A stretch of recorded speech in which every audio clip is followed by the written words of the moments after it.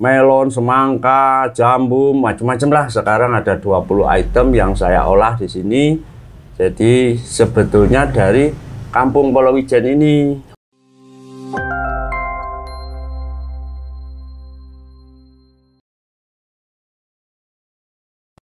Halo Sobat Mako, jumpa kembali bersama saya Pipin Citra. Yang pasti kalau kita lagi jalan-jalan ke Kota Malang, kayaknya kurang lengkap ya, hanya berwisata saja. Paling lengkap adalah membawa oleh-oleh. Banyak sekali oleh-oleh yang bisa kita jadikan buah tangan untuk sanak saudara atau kita yang ingin berpergian keluar daerah. Hari ini saya akan ngobrol langsung dengan ownernya, pemilik oleh-oleh Sokres ya. Ada Pak Kristiawan di samping saya. Apa kabar Pak Kristiawan? Baik, Assalamualaikum warahmatullahi wabarakatuh. Waalaikumsalam warahmatullahi wabarakatuh. Terima kasih banyak Pak Kris. Saya panggilnya Pak Kris ya Pak? Ya. Lebih gampang kayaknya seperti itu ya. Biar kelihatan tua.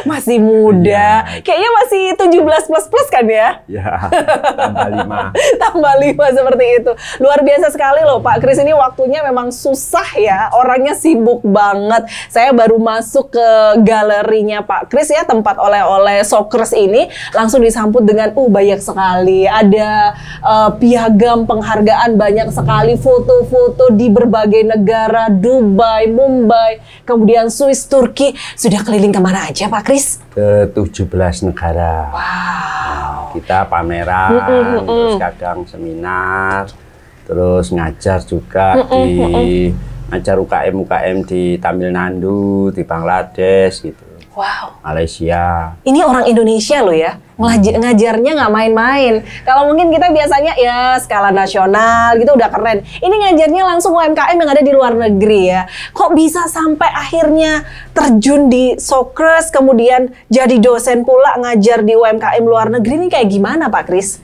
Ya karena ilmu ternyata dibutuhkan semua orang. Saya adalah pembuat keripik apel pertama kali di Indonesia. Wow. Terus pembuat keripik nanas, dilanjutkan keripik salak, keripik yang lain itu sebetulnya. Keripik buah ya? Ya, munculnya dari sini. Sampai sekarang ada keripik sayur juga. Jadi memang kenapa saya suka usaha ini, karena buah tropis di Indonesia itu nggak ada yang memikirkan menjadikan olahan. Semua pada dijual segar, dan dari disiplin ilmu saya, dari teknologi pangan, jadi kayak berkewajiban bahwa buah-buah tropis Indonesia yang katanya orang luar negeri itu sangat banyak vitamin, nutrisinya banyak. Karena akhirnya saya telling story kan juga bahwa Kota Malang ini dikelilingi gunung berapi. Betul. Yang dimana debu vulkaniknya turun di Kota Malang, karena Kota Malang seperti mangkok. Sehingga nutrisinya ya dari perut bumi. Dan sinarnya di Indonesia itu lebih dari 12 jam. Akhirnya saya telling story kan begitu, malah ekspor ke Cina. Wow. Jadi orang-orang luar negeri itu kalau kita ceritakan asli Indonesianya, mereka percaya. Nah, cuma itu aja. Akhirnya saya semangat. Buah-buah di Indonesia ini harus diolah karena waktu musim juga murah. Cuan bagi saya. Itu yang paling penting ya Pak Kris. Cuannya itu tadi ya. Pak Kris ini kan background pendidikannya adalah teknologi pangan. Dan kemudian sekarang berkecimpung di olahan pangan juga gitu ya. Awal mula bikin usaha Sokres ini kapan sih Pak Kris? Ini ceritanya panjang. Jadi kita dulu waktu masih kuliah itu memang beban ya. Karena saya mungkin kurang, ini IP saya rendah. Terus kuliahnya sering mengulang. Nah, ternyata itu Allah yang ngatur. Kenapa saya sering suruh ngulang pelajaran-pelajaran olahan-olahan makanan? Ternyata disuruh jadi pengusaha. tapi jalurnya memang agak menyedihkan. Jadi nilai rendah, nggak berani daftar sana sini. Akhirnya hanya berani tanya ke dosen-dosen, apa ada pekerjaan, Bu, Pak? Ternyata dapatlah Bu Profesor Sri Kemalaningsih. Saya akhirnya diajak, oke kalau mau ikut kerja tapi gaji murah. Nah, itu yang ternyata gaji murah itu adalah harus dilakukan bagi UKM. Tagline-nya di situ. Yang penting ilmunya dari profesornya. Akhirnya saya hampir 10 tahun ikut Bu Sri ini, diajak bikin pabrik, meneliti soal makanan. Akhirnya sekarang saya bisa jadi konsultan, punya usaha olahan makanan gitu. Jadi itulah awal muasal tahun 91. Saya lulus langsung kerja, setelah tahun 2000 kepingin jadi UKM. Setelah jadi manajer pabrik keripik nangka, sayuran kering, yang lain-lain itu, selain nangka itu saya yang produksi. Selain akhirnya tahun 2000 saya ingin jadi UKM. Nah, tapi saya harus punya produk baru yang belum ada di Indonesia, yaitu keripik apel. Nah, itulah jadi saya buka usaha di sini dengan membuat keripik apel yang pertama kali di Indonesia. Saya pikir gampang mencuat karena Malang kota apel. Kenapa nggak beli keripiknya aja, ringan? Betul. Itu tagline saya dulu. Akhirnya dimulailah tahun 2000 saya buka keripik apel. Selanjutnya setiap tahun saya keluarkan produk baru. Ada salak yang juga daerah Malang Raya, banyak penghasil. Terus ada nanas tahun kemudian, terus ada melon, semangka, jambu, macam-macam lah. Sekarang ada 20 item yang saya olah di sini. Jadi sebetulnya dari Kampung Polowijen ini. Seperti dioleh-oleh Hasanan, dioleh-oleh khas Batu, dulu memang produk saya dimerki mereka sendiri, tapi sekarang sudah banyak saingan dari saudara saya sendiri, dari karyawan saya pada buka pabrik. Jadi Malang ini jadi sentra pengolahan keripik buah itu sudah benar, tapi Malang Raya ya. Oke, wow, luar biasa ya. Dari yang IPK rendah seperti itu ya, kemudian malu untuk melamar pekerjaan di luar sana, sekarang malah jadi dosen di mana-mana, jadi konsultan juga di mana-mana, sampai ke luar negeri. Ini loh, yang mahal tuh ternyata ilmunya ya Pak ya, seperti itu ya. Makanya kalau tadi saya lihat baru masuk tuh banyak sekali yang sudah di packing besar-besar gitu ya, ternyata produknya dari sini, tapi bisa pakai brand-brand mereka gitu ya Pak ya. OEM namanya, Original Equipment Manufacturer. Itu yang dilakukan anak-anak muda Cina zaman sekarang. Jadi yang tua disuruh produksi, yang muda marketing, packaging, wis promo-promo begitu. Oke. Itu harusnya Indonesia tiru itu. Pak, 24 produk yang sudah dihasilkan dari oleh-oleh Sokres ini. Yang paling banyak peminatnya apa Pak Kris? Yang paling banyak peminat adalah nangka. Oh, selalu ya, itu the best deh kayaknya Pak. Di mana-mana deh kayaknya ini ya. Oke. Nangka ini kalau sejarahnya memang bukan saya yang memulai pertama, tapi bos saya namanya Profesor almarhum ya, Profesor Sri Kumalani si almarhum itu memulai keripik nangka. Saya yang apel. Betul. Jadi akhirnya best seller di Malang adalah keripik nangka. Nomor 2 keripik apel. Nomor 3 keripik salak. Nomor 4 nanas. Nomor 5 pisang. Nah, yang buncit. Nah, yang buncit adalah keripik stroberi. Sebetulnya banyak peminat, tapi secara online. Betul. Karena harganya mahal. Saya pikir yang namanya keripik itu selalu gepeng ya, identik itu kan mikirnya kayak gitu. Kalau ini enggak ya Pak, buahnya langsung seperti itu, jadi masih kayak agak ya meskipun nggak simet. Boleh dibuka ya Pak? Pak, saya boleh coba nggak sih? Boleh. Kan kalau dibuka nggak dicoba kayaknya kurang afdol ya. Kalau nangka, saya mungkin udah biasa nih Pak. Apel juga. Kalau ini adalah pertama kalinya saya makan keripik stroberi. Kalau buahnya sih biasanya agak-agak asam ya. Kalau ini saya coba dulu.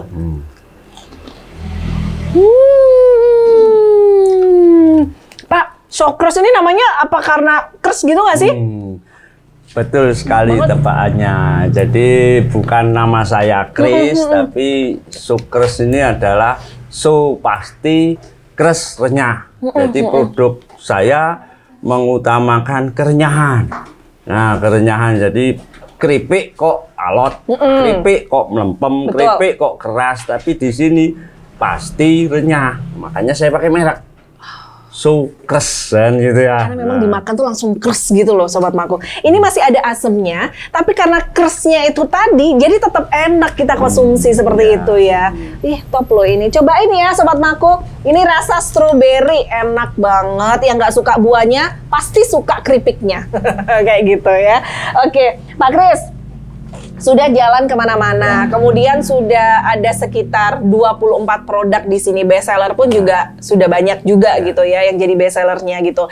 Biasanya kirimnya kemana aja nih Pak Kris? Nah, kita setelah pengalaman sejak tahun 2000, dulu masih belum ada pasar oleh-oleh di Kota Malang dan Batu sebegitu banyak, sampai sekarang jadi ratusan. Terus oleh-oleh khas seluruh Indonesia juga sudah mulai marak. Saat ini kita ada beberapa macam sistem pemasaran, yaitu boleh maklun, yaitu bawa produk atau buah ke tempat saya untuk digoreng. Satu, kedua boleh OEM, yaitu Original Equipment Manufacturer. Jadi para pemasar boleh titip stiker di sini, label, mereka masarkan. Jadi akhirnya sebagian oleh-oleh seluruh Indonesia begitu. Jadi produksi Malang tapi dijual oleh-oleh dengan merek mereka masing-masing di seluruh Indonesia. Akhirnya saya bisa kirim ke seluruh Indonesia. Nah, itu dulu juga saya lakukan di Kota Malang dan Batu. Tapi karena sekarang saingan udah banyak dari saudara-saudara saya sendiri, dari karyawan sendiri, akhirnya kita bersatu untuk kayak membuat asosiasi pengolahan buah-buahan gitu. Nah, jadi ke ekspor, ke luar negeri pernah ekspor. Sebelum COVID kita ekspor ke Cina, Malaysia, Singapura. Kalau ke Cina ini sudah 3-4 kali ya, ke 40 feet kontainer diekspor dari sini dulu tahun 2015. Tapi sekarang saya setelah COVID saya pikir-pikir lebih enak menguasai orang seluruh Indonesia daripada ekspor. Itu pribadi saya karena makanan. Jadi soal pembayaran beres, soal musiman tahu orang Indonesia. Kalau orang luar negeri nggak tahu. Karena beda musim ya Pak. Beda musim, makanya kalau dia suka, pengusahanya suka keripik nangka, keripik mangga, dia minta terus. Padahal kita nggak bisa. Nggak musim, betul. Jadi orang Indonesia tinggal bilangin, sekarang nggak musim, oh ya kapan, kita tunggu. Nah itu jadi kayaknya 270 juta mulut target saya. Di Indonesia, itu kan orang Indonesia. Sudah kebayang nggak cuannya kayak gimana kalau kayak gitu ya? Sudah kebayang belum Sobat Mako? Ternyata ini prospek ya, ini adalah peluang seperti itu. Pak Kris, ini kan di sini bisa juga menyediakan bahannya gitu ya. Kemudian untuk brand bisa menggunakan brand-brand yang pesan lah istilahnya seperti itu.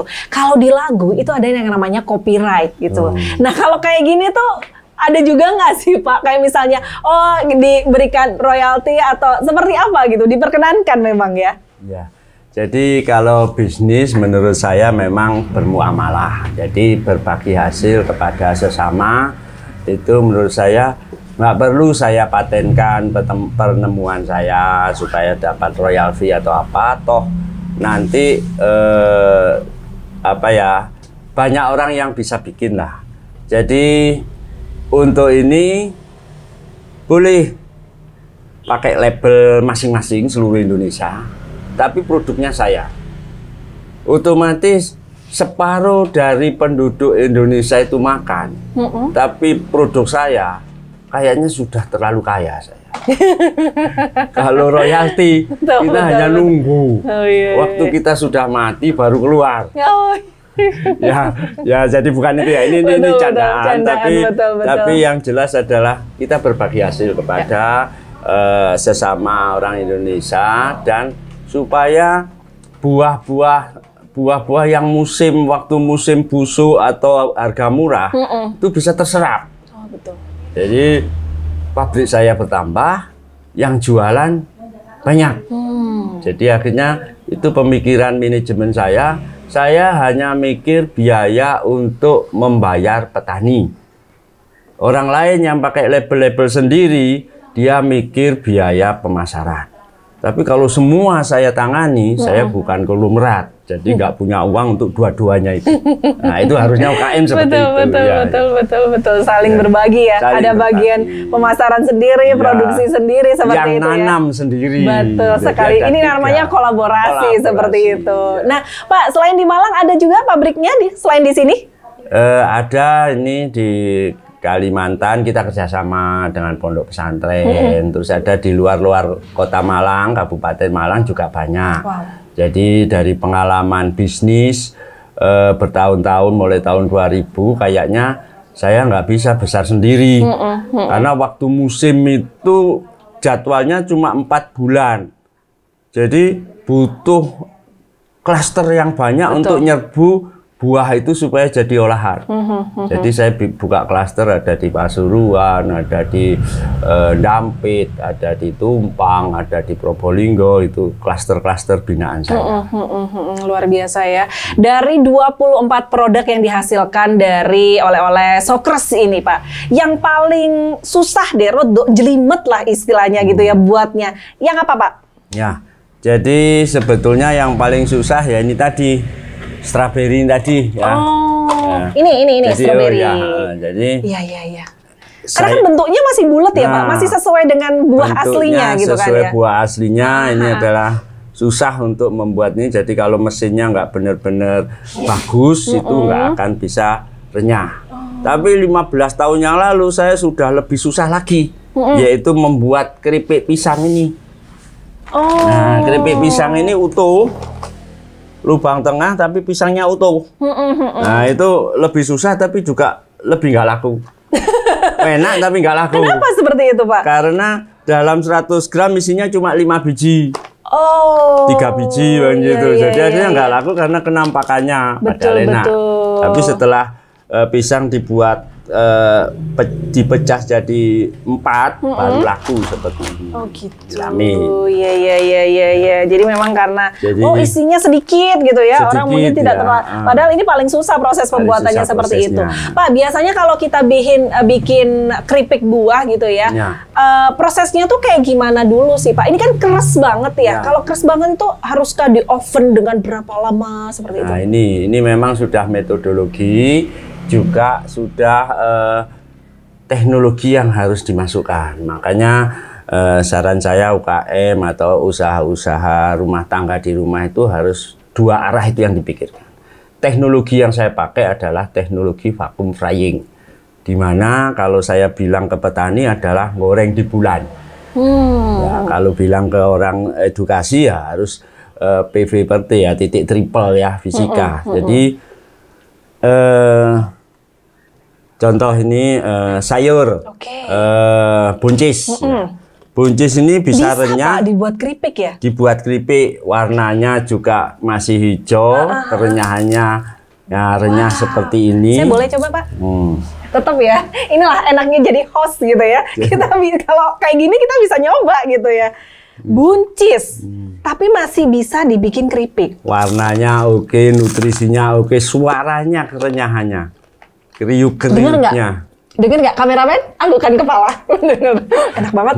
Nah, ini teorinya ada teknologi dan metodologi yang harus masuk. Makanya saya kuliah di teknologi pangan Brawijaya ini bangga sekali karena saya bisa mengaplikasikan. Jadi supaya bisa kering buncis ini dengan mempertahankan warna adalah digoreng dengan minyak goreng suhunya 70 derajat Celcius. Padahal titik didih air kan 100 derajat. Betul. Nah, ini ilmu fisikanya dimasukkan. Titik didih air jadi 65 derajat sampai 70 derajat kalau tekanannya min 1 atmosfer. Berarti goreng di bulan maksudnya. Nah, itulah namanya vacuum frying, penggorengan secara vakum. Akhirnya beliau ini tidak pernah kena suhu 100 derajat. Oh iya. Padahal goreng tempe itu 180 derajat. Jadi nutrisinya vitamin C, antioksidan, nggak hilang ya, nggak hilang. Itu yang penting di sayur dan buah. Nah, akhirnya jadi renyah setelah 1 jam berlalu disedot sama digoreng terus.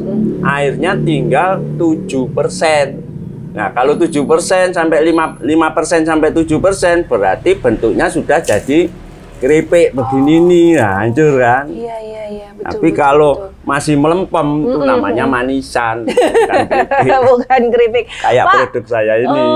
Manisan. Ini sayurnya apa aja Pak selain buncis? Ada apa aja? Ini ada wortel.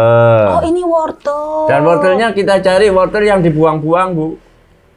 Wortel kecil-kecil yang dibuang sama orang Batu. Ya, betul. Ya, kita ambil. Wih, bermanfaat ternyata. Nah, ya. jadi barang wis yang kita produksi, tapi bukan wis rusak. Betul. Tapi wis yang ini saya coba ya, Pak. Nah, boleh. Harusnya digandeng dengan ini.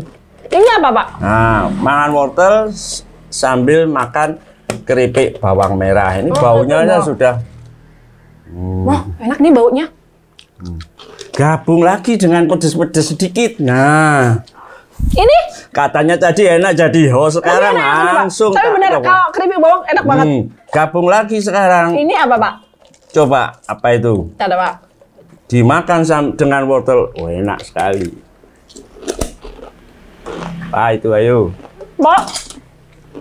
Apa?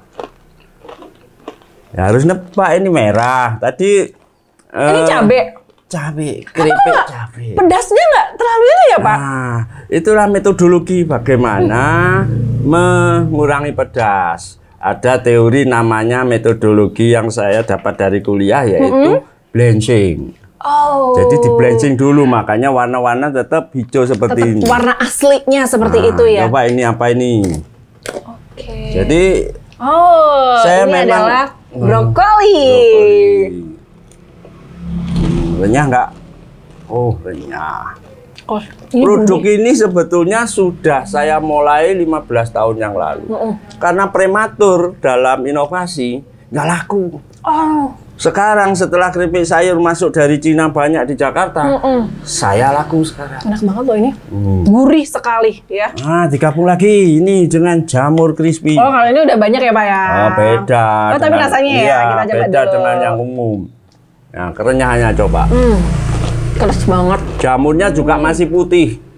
Berarti asam amino protein-proteinnya masih terjaga. Karena ini digoreng dengan suhu 70 derajat. Oke. Tapi kalau yang biasanya itu digoreng 180 derajat. Terlalu matang ya. Proteinnya terdenaturasi. Jadi memang semua itu sudah ada perhitungannya ya. Jadi ini tidak digoreng dadakan ya. Enggak seperti itu ya, Pak ya. Oke. Pak, kalau buah-buahan nih ya, sayuran. Tadi ada wortel, ada cabenya nggak pedes sama sekali, Sobat Mako, serius. Jadi ini Sobat Mako yang nggak suka pedes masih bisa menikmati keripik cabe tadi ya. Karena nggak pedes tapi keras banget, renyah banget gitu ya. Dari semua sayur-sayuran yang banyak orang pesen itu yang apa, Pak? Dari sayuran itu mixing biasanya mix ya. Jadi mix itu seperti ini. Jadi kita membuat bungkus yang mix. Dari sini dari 8 item sayur kita campur. Jadi di situ ada semua ya, Pak. Wortel ada. Jadi harusnya ini ditulis keripik sop-sopan. Bukan keripik sayur. Bukan keripik sayur. Iya, mau saya rupa aja. Tinggal nambah kuah gitu jadi sop. Oke. Iya. Kalau Luar mau biasa. nanti kamerawannya boleh makan. Oh, boleh, kasihan kan biar nggak ngelihat saya aja gitu kan. Saya tahu kok semua pada nelen ludah gitu di situ ya, Pak. Sabar. Pak, kita dari tadi sudah bahas produknya, kemudian penyebarannya juga sudah, bahkan sampai ke luar negeri juga. Ini sebenarnya ramah kantong nggak sih untuk kita konsumsi seperti itu, Pak? Jadi kita punya teori untuk ramah kantong juga pengalaman ya. Jadi kalau produk-produk ini dijual dengan harga di atas 20.000, itu memang mahal. Betul. Jadi kita harus di bawah 20.000. Lah untuk membuat di bawah 20.000, ini nggak 100 gram. ini 50 gram. Oke. Terus ada nanas ini 80 gram. Jadi disesuaikan kantong. Betul. Jadi tidak harus memaksakan 100 gram, 50 gram, setengah kilo, 500 gram. Jadi kita paksakan kita buat volume ya, volume. Karena kalau dilihat di sini ya Sobat Mako memang variatif ya. Ada, tapi ini ramah kantong banget kalau menurut saya. Paling mahal dari saya lihat seret ini 18.000, lainnya di bawah itu 12, 15 seperti itu, dan ini enak banget ya, crunchy banget kalau menurut saya seperti itu.